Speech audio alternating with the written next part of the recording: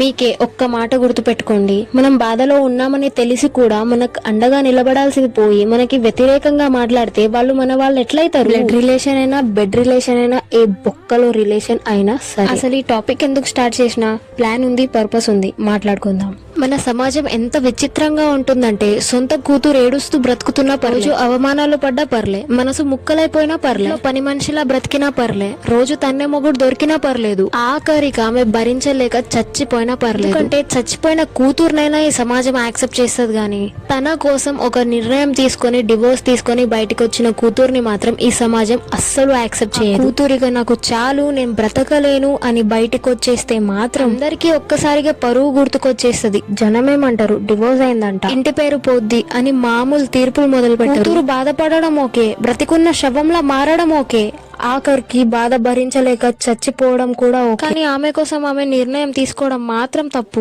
కొంతమంది ఇళ్లలో అయితే కూతురు ప్రాణం కంటే జనాల నోటికే ఎక్కువ విలువిస్తారు. అందుకే చాలా మంది అమ్మాయిలు బయటికి నవ్వుతూ కనిపిస్తారు గానీ లోపల కుమిలిపోయి బ్రతుకుతుంటారు. ఎందుకంటే వాళ్ళకి చిన్నప్పటి నుంచి ఒకటే మాట నేర్పిస్తారు, ఏమైనా ఆ ఇంట్లోనే ఉండాలి, భరించాల్సింది నువ్వే, బ్రతికినా చచ్చినా మన పరువు నిలబెట్టేది నువ్వే అని. ఒక నిజం చెప్తా, ఒక అమ్మాయి తన మనశ్శాంతి కోసం, తన గౌరవం కోసం, తన బతుకు కోసం తీసుకున్న నిర్ణయం ఎప్పటికీ రాంగ్ కాదు. రోజు లోపల చచ్చిపోతూ బతకడం కన్నా ధైర్యంగా బయటికి రావడం చాలా పెద్ద విషయం, మంచి విషయం. ఎందుకంటే ఈ జనాలు 2 రోజులు మాట్లాడి మర్చిపోతారు, కానీ ఆ బాధ మాత్రం అమ్మాయి జీవితాంతం భరిస్తుంది. అందుకే దయచేసి తల్లిదండ్రులకి ఒక్క చిన్న మాట, మీ కూతురు తీసుకున్న నిర్ణయాన్ని గౌరవించండి, లేకపోతే వదిలేయండి, అంతేగాని తీర్పులు చెప్పొద్దు ప్లీజ్.